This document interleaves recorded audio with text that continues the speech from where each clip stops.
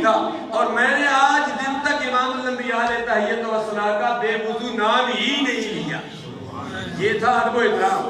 محمود غزنوی تھا تو محمود غزنوی کہنے لگا مجھے تو پتہ نہیں تھا، یار تو سید ہے۔ محمود ایاز، محمد ایاز سید تھا، سید محمد ایاز شاہ، تو سید تھا، مجھے تمہیں بتایا ہی نہیں ہے۔ اللہ والے ایسے چھپے ہوئے ہوتے ہیں۔ تو سلطان محمود غزنوی جو ساری زندگی خضر علیہ السلام سے ملاقات کرنے کے لیے ترستے رہے، خضر علیہ السلام سے ملاقات نہ ہو سکی، اللہ کس نے بتا دیا جو اس مجمع میں بیٹھا ہوا تھا یہ کسائی ہے، یہ کتے لڑانے والا ہے، یہ اس لیے تو نے اس کو وزیر بنا دیا۔ یہ تیسرا شخص سید زادہ ہے، اس کا پردہ چاک ہو گیا۔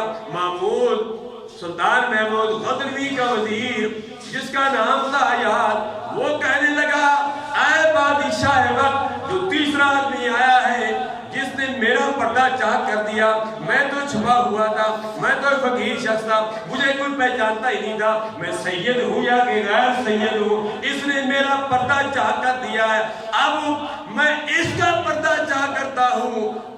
محمد ایاز کہنے لگے جس نے تینوں کے متعلق کہا ہے کہ سچ کہا ہے، اے سلطان محمود غزنوی، یہی خضر علیہ السلام ہے، یہی خضر علیہ السلام ہے۔ میں یہ تک بات بتانا چاہتا ہوں، دیکھو اللہ تبارک و تعالیٰ نے محمود غزنوی کو خضر علیہ السلام سے ملاقات بھی کرا دی اور پردہ بھی چاک ہو گیا۔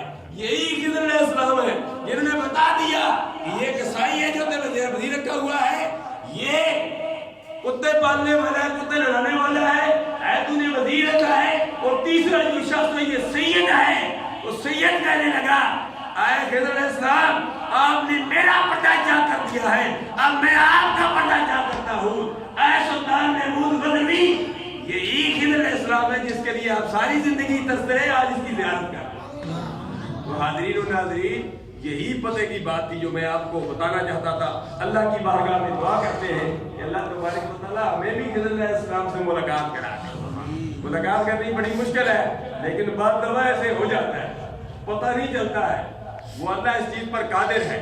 میں انہی الفاظ پر اجازت چاہتا ہوں، اللہ تعالیٰ ہم سب کا حامی ناصر ہو۔ اور آخر میں دعا کرتا ہوں ہماری اسی اٹک کیٹ میں محلہ محمد نگر میں پروفیسر امیر آوان صاحب، پرنسپل فیڈرل کالج اٹک کیٹ، وہ آج خالق حقیقی سے جا ملے، جو کہ نماز ارادہ ان کی خوشاب میں ہے۔ میں دعا کرتا ہوں اللہ تبارک و تعالیٰ پروفیسر امیر آوان صاحب کو اللہ تبارک و تعالیٰ اپنی جواری رحمت میں جگہ عطا فرمائے۔